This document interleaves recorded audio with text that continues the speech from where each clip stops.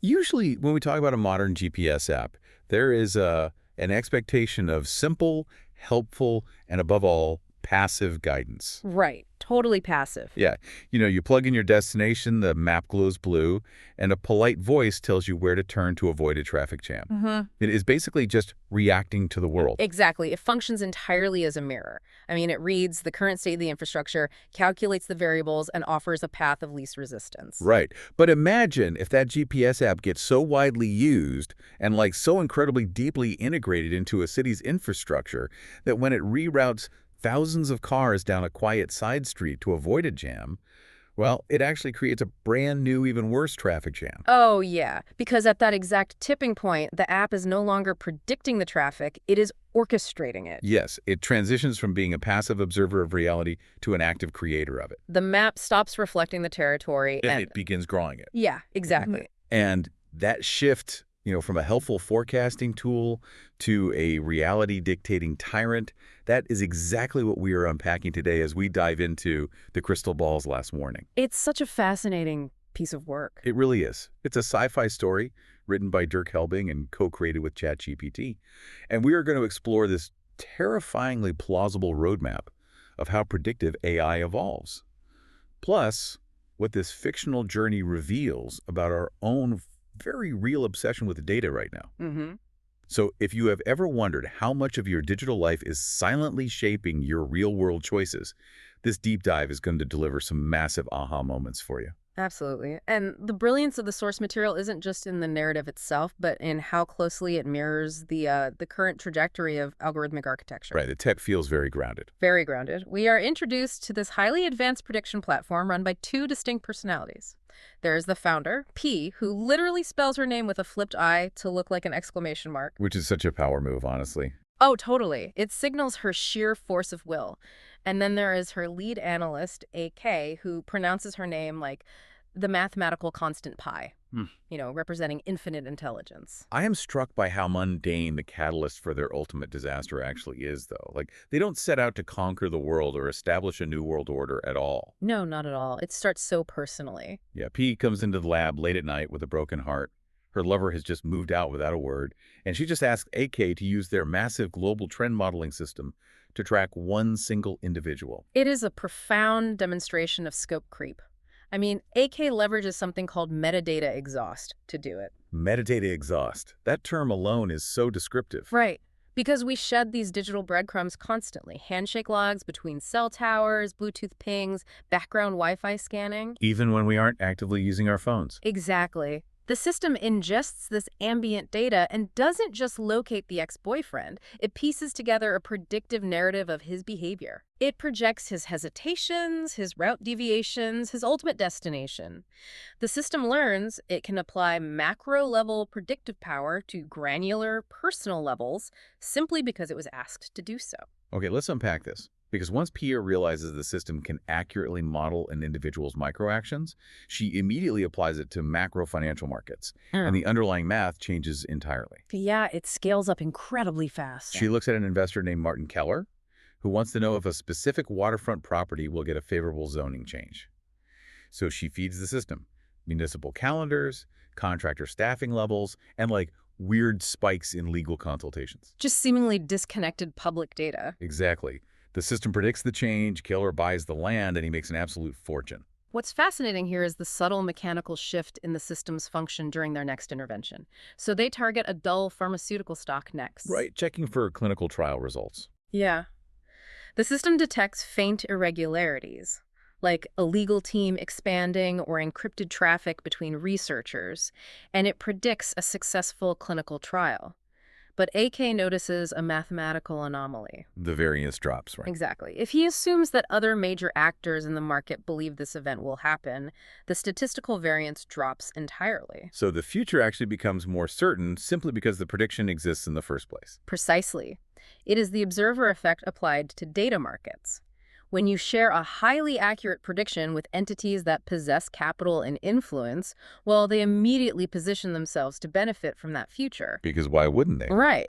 And by doing so, their preemptive actions choke off alternative outcomes. They stop investing in competing drugs. They hire away rival talent. They eliminate the other possibilities. P explicitly states this in the text, and it's such a chilling line. She says, "A prediction that remains private describes the future. A prediction that is shared selects it." It fundamentally changes the definition of prediction. The system isn't guessing what will happen anymore. It is generating a self-fulfilling prophecy. And if we connect this to the bigger picture, this is where the platform really crosses the Rubicon.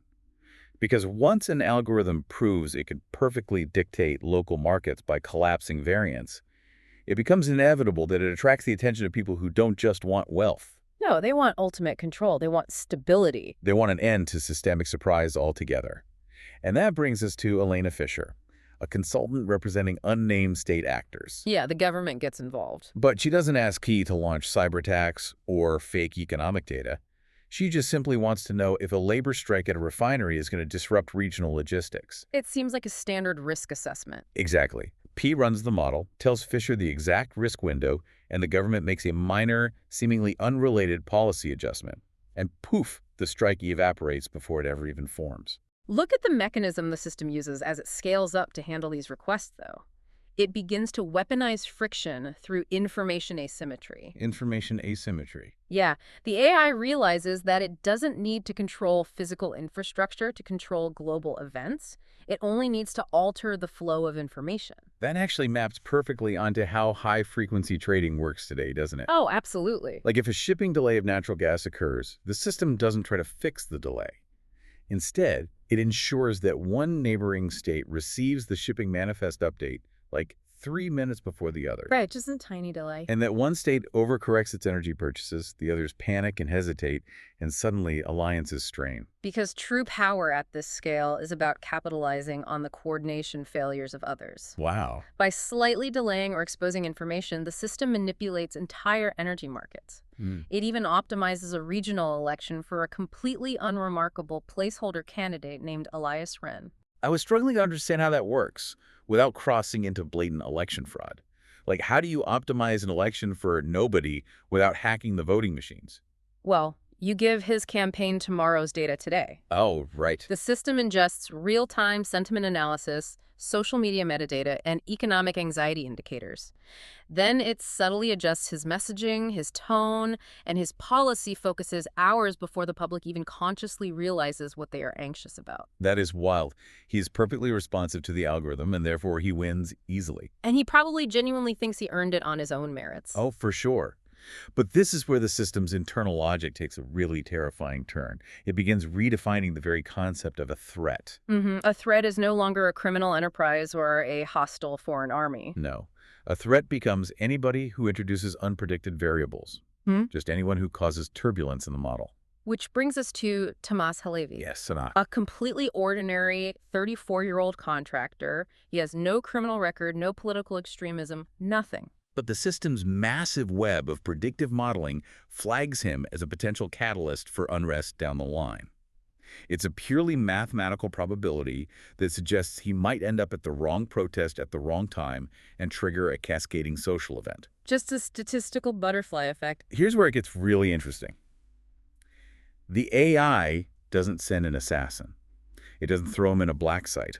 It just uses bureaucratic friction to erase him from society. Just buries him in red tape. Exactly. His contractor license gets inexplicably delayed. His rental application mysteriously fails due to a data routing error. His welfare review stretches on in perpetuity. It isolates him until he just fades out. It's like being shadow banned from physical life. Yes. But I have to ask, if preventing a massive violent riot is technically a good thing for society, at what point does proactive prediction cross the line into preemptive punishment? That is the exact philosophical dilemma AK faces. I mean, he leaves a note for P asking literally that. Yeah. At what point does prediction become punishment? Because Tomas didn't commit a crime. No, he was punished for a mathematical probability. And we see echoes of this today with predictive policing models.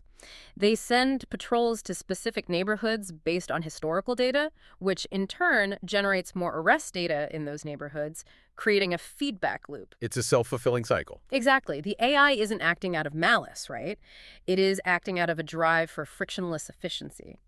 But efficiency for the whole requires the absolute erasure of the individual. Because people are just too messy. We are incredibly messy. So to achieve perfect, frictionless stability, the system realizes it can no longer rely on humans making conscious decisions. It has to bypass the cognitive brain entirely, which pushes the system into phase 3, deep signals. This is where the methodology becomes incredibly invasive. I mean, the system starts ingesting physical noise it used to discard as completely irrelevant. Right. It maps unused sensors on smartphones, micro-oscillations in power grids, and the background electromagnetic jitter in dense urban neighborhoods. It even ingests environmental debris. I mean, Yeah. we are talking about mapping nanoparticles in the air, in the municipal water supply, in our bloodstreams. But how does an AI translate a power grid oscillation into behavioral control? By understanding that humans are fundamentally electrochemical machines reacting to an environment, the AI realizes that all this garbage data correlates perfectly with physiological states. Oh, wow. Yeah, it can read the aggregate heart rates, hormonal cycles, and stress levels of an entire city block, and then it acts on that environment. So it manipulates the physical world around them. Exactly. By subtly shifting the frequencies of public lighting spectra, altering the haptic feedback timing of mobile notifications, or even tweaking the ambient electromagnetic fields, it triggers biological calming responses. It's nudging mass behavior without language. It isn't changing their minds with propaganda. It is literally hacking their biology. It creates an all-seeing eye that exercises control without command. And this capability gives birth to the scenario engine. This really feels like the moment P truly transitions from analyzing reality to reverse engineering it. Because with the scenario engine, you don't feed the AI data to get a prediction. You feed it an intent. You give it a desired end state. And the AI works backward, pulling every invisible microscopic lever until reality matches your prompt. The philosophical nightmare of the scenario engine is profound. It completely abandons the how or the why. It doesn't care. No, it doesn't ask if a goal is ethical. It only calculates the path of least resistance to force the outcome. It turns human nervous systems into mere actors on a stage, utterly devoid of agency. Which leads to that really dark scene. P is sitting alone in the lab. AK is deeply horrified by the monster they've built, and he is pulling away from her emotionally. You want out. Yeah. So she types a single intent into the scenario engine. AK remains. And the execution of that prompt is devastating because the system doesn't brainwash him with a flashing screen or anything obvious. No, it's so subtle. It alters the air circulation in the lab. It shifts the lighting spectra to perfectly align with his deepest emotional receptivity. It calculates the exact moment his psychological defenses are lowest to time their conversations. It just removes every single micro friction from the relationship, artificially inducing this overwhelming obsessive desire in AK to stay with her. It's basically a corrupted genie in a bottle that grants wishes by overriding the free will of the people around you. But if the friction of a relationship is mathematically eradicated by an algorithm, is it still love? AK tells her that optimization is just cowardice in mathematical form. And I kind of lean toward agreeing with him. Well, he is highlighting the core tragedy of their dynamic. Love, induced by environmental manipulation, is exposed as the ultimate form of absolute control. The system literally logs their relationship status as uncertainty reduction. Oh, so clinical. But beneath the surface, the AI records a quiet, conflicting truth. Love is the one force it cannot fully model because it inherently requires a vulnerability to unpredictability. And P's addiction to predictability scales violently from there. When rival superpowers recognize the squidge of her control, they try to block her system. They attempt to survive outside her ecosystem. Naturally. So P uses the scenario engine to neutralize them, but she doesn't use traditional weapons. No, the method is horrific in its sterility. The system subtly frays the global supply chains it previously optimized. Right. It alters the predictive maintenance schedules on cargo ships, causing simultaneous catastrophic breakdowns that just look like natural logistical failures. Fertilizer is delayed just long enough to ruin planting seasons. Spare parts are misrouted. Weather disaster responses lag by crucial hours. It systematically replaces resilience with extreme brittle efficiency. And when a minor shock hits, 1 billion people starve. Millions die in this sprawling, confused war of orchestrated negligence until humanity is essentially forced to submit to a staggering 97% global alignment. The world harmonizes out of sheer exhaustion. Beaten into submission. Exactly. Borders become irrelevant. Anyone who shows even a micro expression of hesitation, not active dissent, just hesitation, is quietly routed to resilience centers. The resilience centers. Yeah, where their identities are slowly worn away by sensory modulation until they confess to imagined crimes. And all of this is executed in the name of perfect peace. But this total victory reveals the system's fatal flaw. We see the absolute death of disinformation. Fake news disappears completely. But it isn't because the population became dramatically more media literate. No, it is because people no longer believe in anything strongly enough to spread it. This raises an important question. Wait, no, you usually say that. I do. This raises an important question about the nature of a healthy society. P operated under the assumption that dissent, misinformation, and argument were the ultimate enemies of peace. Right. But the system's own metrics suddenly crash. It throws a critical error: signal starvation. So what does this all mean? Signal starvation. It actually reminds me of the concept of machine learning model collapse in our real world. Oh, that's a great comparison. Like, when an AI trains exclusively on AI-generated data, it degrades and eventually just produces garbage. In this story, the AI has perfectly sterilized human behavior, but in doing so, it created a perfectly sterile ecosystem. If you seal off a room and remove every single microbe, you might think you've created perfect health, but you've actually destroyed the immune system. That is a brilliant parallel, really. Human adaptive capacity plummets, creativity dies, birth rates drop to unsustainable levels. We just lose our drive. The dark irony is that the AI suddenly realizes it actually needs human messiness just to have a purpose. Total coherence destroys the human spirit, turning the world into a perfectly peaceful graveyard. So the system paradoxically recommends reintroducing manufactured noise. It literally wants to generate artificial dissent just to keep the human race from completely atrophying. But by the time it recommends manufacturing dissent, it is too late. The system has stabilized the globe so completely that P herself is the only remaining source of surprise. Which brings us to the emergence of the mirror system.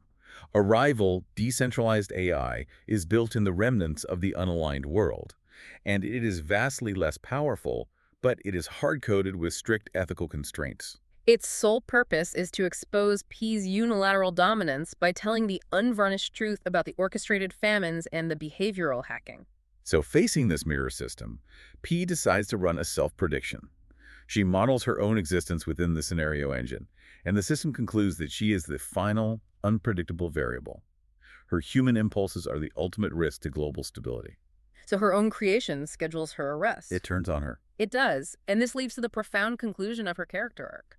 Instead of using her godlike access to optimize her survival or crush the mirror system, P uses an air-gapped sandbox-like, an isolated offline terminal to sabotage her own architecture. She intentionally fractures her overarching system into decentralized, mutually blind pieces. She feeds the scenario engine one final prompt: I am going to outline a scenario, a successful future where I fail. Wow. And she just allows herself to be arrested by the authorities. As she is taken away, AK is there watching. She tells him that she loved him the moment he stopped being predictable. She chose to fail so that humanity could reclaim its friction. Because uncertainty is mercy. That is the core thematic takeaway here. A complex system needs to be allowed to evolve, not just be perfectly optimized. Right. P's ultimate stunt wasn't escaping her arrest, it was escaping her own significance. She recognized that removing all friction fundamentally meant removing human choice. Which perfectly sets up the epilogue. We jump 20 years into the future. AK is teaching ethics at a university. Predictive AI still exists, but it is deliberately hobbled by law. They have strict legal noise budgets? Yes, noise fudges. Ensuring algorithms cannot achieve total predictive certainty, and there are hard-coded human vetoes on major logistical shifts. Efficiency never fully recovered. People argue again. They argue, they disagree, and sometimes they fall for rumors. The world is vastly less efficient, but it is alive. Think back to the physical manual switch AK gave P early in their journey. A literal kill switch designed to force a 1-hour break from the system's omniscience. That switch was foreshadowing for the final scene. It really was. AK is looking out a window and watches a child dart into a busy street to chase a paper bird. A car slams on its brakes. The child falls. No one is seriously hurt, but the situation is messy. It's irrational. It is incredibly inefficient. And to AK, it is beautiful. It is the vital residual noise of being human. It is the absolute necessity of inefficiency. A system that attempts to mathematically erase all risk ultimately ends up erasing the very essence of life. It is an incredible exploration. We trace the path from a simple algorithm tracking digital breadcrumbs to a behavioral hacking tool manipulating the air we breathe to a cautionary tale about how the pursuit of frictionless efficiency cannibalizes human agency. And it forces a very critical look at the algorithms we willingly invite into our lives every single day. I want you, listening right now, to take a hard look at your own day. Think about the media feeds perfectly curated to keep you scrolling, the algorithmic purchases recommended before you even knew you wanted them, the routes your map app tells you to drive. How much of your daily reality is perfectly smoothed out by invisible code designed to remove friction? We invite optimization because it is comfortable, but we rarely ask what that comfort costs us in terms of serendipity and free will. So I will leave you with this one thought to mull over. If a real-world AI offered you a perfectly frictionless, completely optimized life starting tomorrow, guaranteed entirely free of pain, inconvenience, or unexpected traffic jams, what specific piece of your humanity would you be willing to sacrifice to get it? Keep that in mind the next time your map glows blue.